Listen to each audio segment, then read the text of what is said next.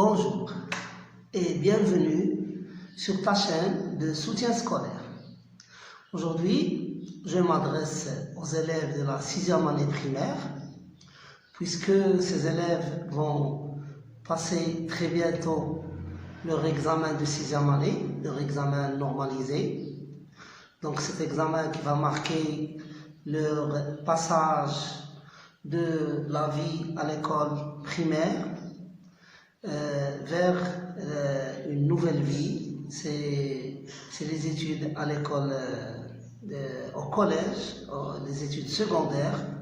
Alors pour passer cet examen, il faut bien sûr bien se préparer.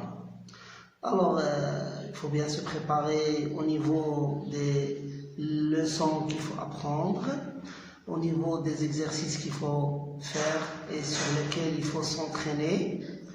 Alors, il faut aussi se préparer au niveau psychologique. Tout d'abord, il faut savoir que cet examen ne sera ni facile ni difficile.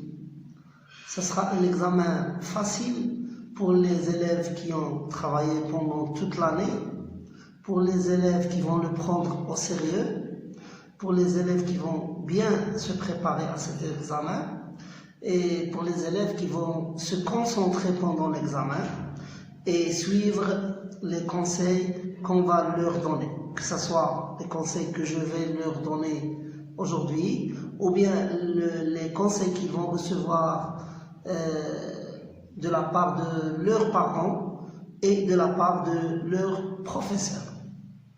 Alors, les élèves qui n'ont pas été sérieux jusqu'ici, je leur dis, il n'est pas trop tard. Ils peuvent, dès cet instant, commencer à travailler. Ils peuvent demander de l'aide à leurs proches, à leurs professeurs, et commencer à travailler, préparer leur examen, et tout va aller pour le bien. Alors, je vais commencer par parler de la veille de l'examen. Alors pour la veille de l'examen, il faut aller au lit tôt, donc aller dormir tôt, ne pas trop penser à l'examen, prendre une bonne nuit de sommeil, bien dormir, et croyez-moi, si on dort bien, on se lève avant que le réveil ne sonne et on se lève avant que nos parents ne viennent nous réveiller. Donc on va se lever de bonne heure. Si c'est une règle, si on dort de bonne heure, on se lève tôt. Donc on se lève tôt, on se lève en forme, et on passe une journée dans laquelle on peut être plus actif ou bien active et plus productif ou bien productive, c'est-à-dire on peut donner plus. Alors, avant d'aller à l'examen, il faut bien sûr tâcher d'avoir sur soi les affaires nécessaires.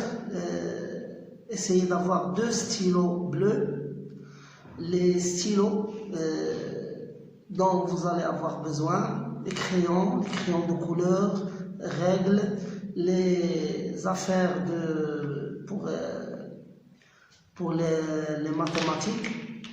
Si vous allez avoir peut-être besoin du compas, de l'équerre, aussi du rapporteur. Donc, je dois avoir toutes mes affaires, je ne dois compter sur personne. Déjà, c'est interdit d'emprunter des affaires à quelqu'un d'autre pendant l'examen. En plus, comme vous savez, le monde vit sous la pandémie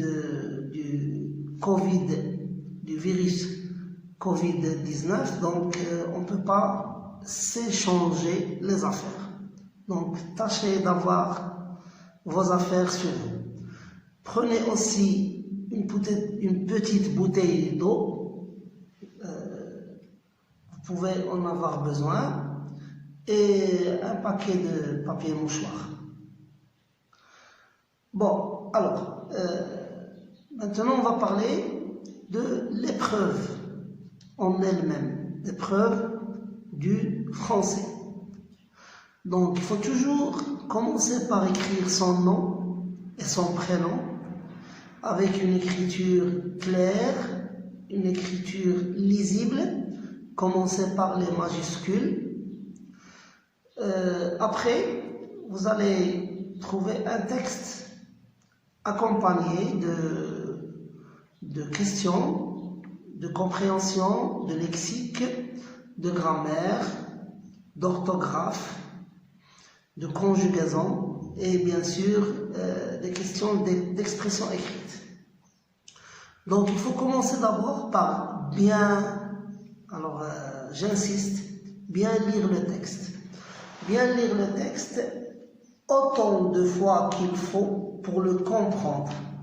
Donc il faut absolument comprendre le texte. Savoir l'idée que le texte véhicule, c'est-à-dire savoir l'idée autour de laquelle le texte tourne, savoir l'idée principale du texte. Alors lorsque je comprends le texte et je sais vraiment de quoi il parle et l'idée principale autour de laquelle il tourne, à ce moment-là seulement, je peux aller lire la première question de compréhension. J'essaye de la comprendre. Alors souvent, la première question de compréhension est ou bien qui est l'auteur de ce texte, ou encore donner un titre à ce texte, ou bien trouver le titre du texte. Alors, la question qui est l'auteur de ce texte, ou bien d'où ce texte est-il extrait, ce sont des questions très faciles. Donc, l'auteur de ce texte se trouve, le nom de l'auteur du texte se trouve toujours en bas du texte,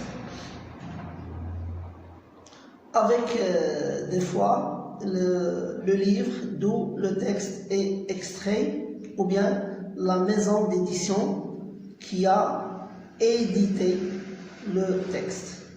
Donc on essaie de répondre dans des phrases. Donc on dit l'auteur de ce texte est, ou bien c'est, si par exemple l'auteur est Ahmed Sfraoui, c'est Ahmed Sfraoui qui a écrit ce texte, ou bien c'est Ahmed Sfraoui, l'auteur de ce texte. Donc on n'écrit pas seulement le nom de l'auteur. Le nom de l'auteur, c'est un nom propre, donc que ce soit le nom ou le prénom, doivent commencer par des majuscules. Après, on va avoir des questions qui sont un peu plus, qui nécessitent plus de réflexion. C'est des questions de compréhension pour savoir si l'élève a compris le texte. Donc, il faut répondre par des phrases. Et souvent, dans la question, il y a l'inversion du sujet. Alors, on fait attention, lorsqu'on répond, on évite de reprendre l'inversion du sujet. Je donne un exemple. Si, par exemple, la question est Fatima est-elle vraiment malade? Alors, si la réponse est oui, je dis oui, Fatima est vraiment malade. Je ne dis pas oui, Fatima est-elle vraiment malade? Parce que si je dis est-elle vraiment malade, je vais utiliser l'inversion du sujet, et ça, c'est réservé à la question et non pas à la réponse. Donc, j'évite l'inversion du sujet dans mes réponses. Aussi, je commence toujours la phrase par la majuscule et je termine par le point. Ça, c'est pour les questions de compréhension. Donc, si j'ai compris le texte, je réponds selon la compréhension. Je ne vais pas lire la phrase et puis trouver une phrase qui lui ressemble et l'écrire, qui lui ressemble dans le texte et l'écrire. Beaucoup d'élèves lisent la question et regardent les mots qui sont dans la question, essayent de trouver les mêmes mots et ils écrivent la phrase qui est dans le texte. Et ça, c'est pas juste. Je vais donner un exemple. Les oranges, écoutez bien, les oranges et les bananes sont des fruits délicieux que Bachir mange. Alors, si cette phrase se trouve dans le texte, si cette phrase se trouve que Bachir mange avec appétit, donc je vais écrire cette phrase.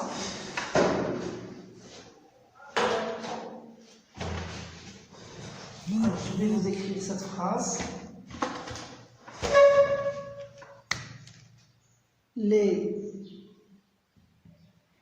Les oranges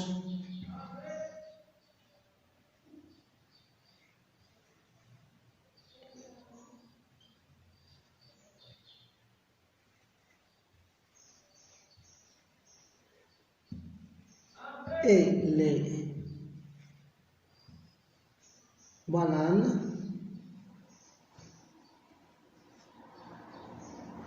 sont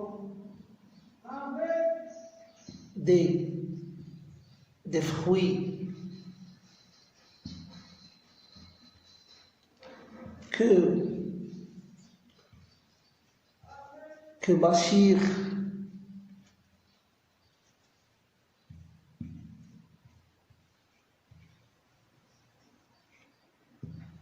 mange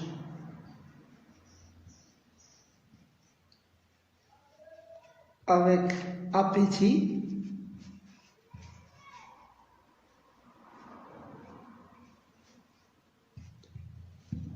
Alors, supposons que cette phrase est dans le texte.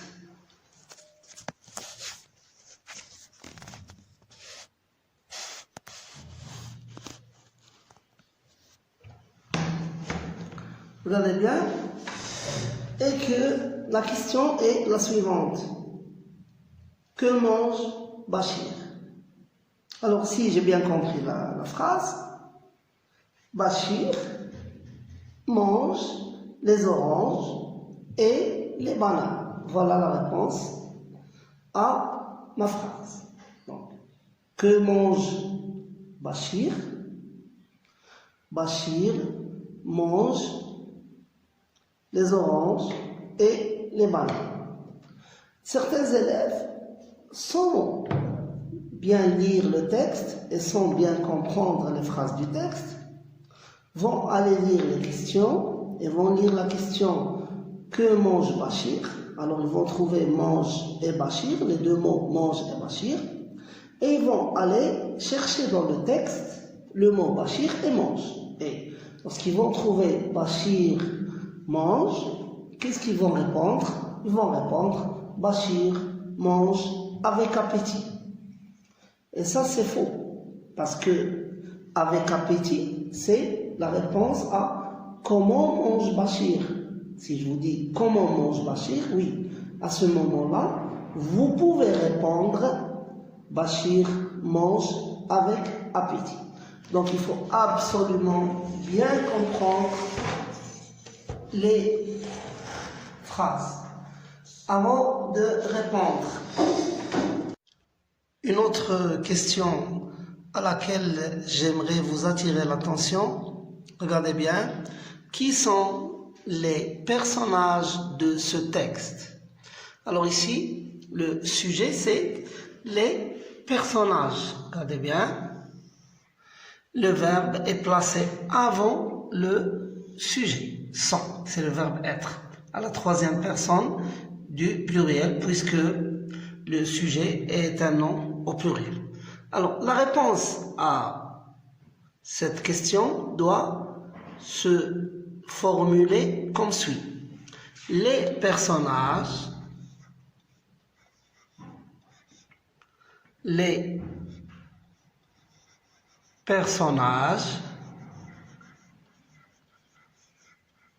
donc je commence par le sujet bien sûr, de ce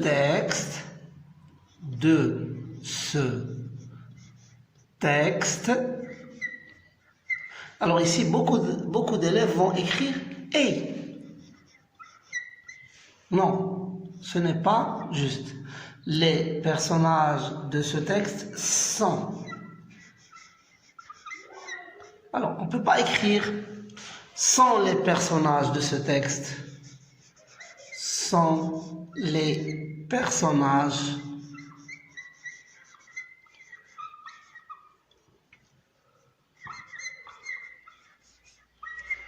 de ce texte.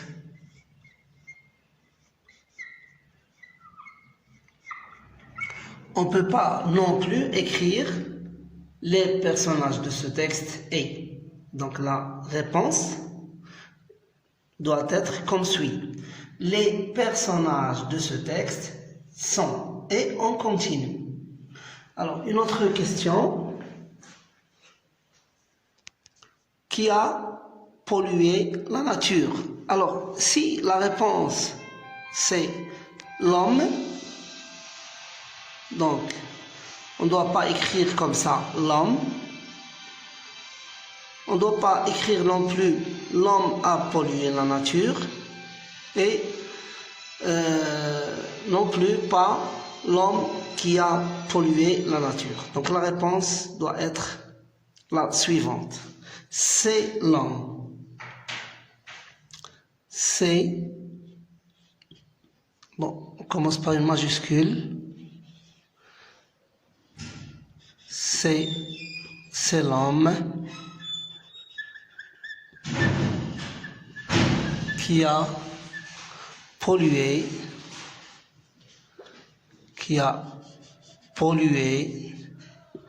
la nature.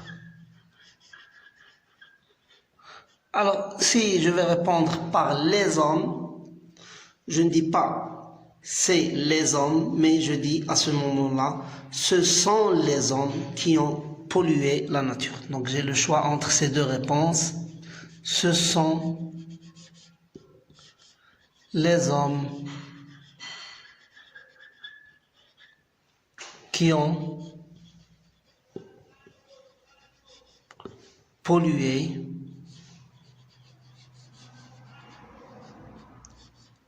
la nature. Alors j'explique. La question c'est qui a pollué la nature? Donc si la réponse, on va répondre par un nom singulier, je dis c'est l'homme qui a pollué la nature. Si je dois répondre par la réponse est un nom pluriel, par exemple ici les hommes, alors à ce moment-là je ne peux pas dire c'est les hommes, donc je dis ce sont les hommes. Ce sont les hommes qui ont pollué. Bien sûr le participe passé reste le même, ne change pas puisque nous avons ici l'auxiliaire avoir, qui ont pollué quoi? Qui ont pollué la nature. Il y a aussi des questions auxquelles il faut répondre toujours par oui ou par non. C'est les questions qui commencent par est-ce que. Par exemple, est-ce que Fatima est vraiment malade? Donc la réponse sera ou bien oui, virgule, Fatima est vraiment malade, ou bien non, virgule, Fatima n'est pas vraiment malade. Donc toujours les questions qui commencent par est-ce que ont des réponses qui commencent par oui ou bien par non. Pour les questions d'expression écrite, il y a deux questions qu'on va vous donner. On va donner une question, donc un exercice dans lequel vous devez remettre un texte en ordre. Alors dans ce cas, il faut bien comprendre les phrases qui constituent le texte, et si on a bien compris les phrases, on pourra facilement remettre le texte en ordre. Et pour le deuxième exercice, c'est rédiger un texte de 4 à 6 lignes sur un sujet donné. Donc à ce moment-là, il faut commencer par faire un brouillon, sur une feuille de brouillon bien sûr. Il faut essayer d'écrire des phrases simples, ne pas se servir de phrases trop compliquées, des phrases simples avec des mots simples, qui commencent par des majuscules, qui se terminent par des points. Dès qu'on a fini une idée, de parler d'une idée, on met un point et on rentre dans une nouvelle idée. Donc si on doit par exemple parler de la voiture, donc dans une phrase on dit la voiture, puis dans une autre phrase on dit l'automobile et puis le véhicule. Donc il faut toujours éviter la répétition. Si on parle d'un garçon qui s'appelle Ali par exemple, donc on dit d'abord Ali, puis on dit le garçon, puis on dit le gamin, puis on dit l'enfant, puis on dit le jeune homme. Donc il faut toujours essayer d'éviter la répétition. Il faut aussi essayer de respecter les accords, donc l'accord sujet-verbe et l'accord non complément, non adjectif qualificatif. Donc l'adjectif qualificatif qui qualifie un nombre doit s'accorder avec lui en genre et en nombre, et aussi le verbe doit s'accorder avec le sujet. Il me reste maintenant de vous dire un dernier conseil. Ne rendez jamais la feuille quand vous avez fini. Donc laissez la feuille avec vous, vérifiez si vous n'avez pas fait d'erreur, corrigez vos erreurs, révisez, laissez la feuille près de vous, regardez-la autant de fois que possible, reposez-vous, attendez un moment, puis relisez vos réponses. Vous allez sûrement trouver un point que vous avez oublié, une majuscule, un accent, beaucoup de choses que vous pourriez oublier lors de vos réponses. Donc gardez la feuille avec vous, on va venir la ramasser. Donc ne pas essayer d'être le premier à rendre la feuille, essayez d'être le dernier à rendre la feuille. Voilà, ça sera tout. Donc si vous avez des questions ou bien des remarques, ou bien vous avez aussi, vous voulez donner des conseils que moi j'ai oublié de donner, vous pouvez les mettre dans les commentaires. Je vous souhaite bon courage et à la prochaine fois.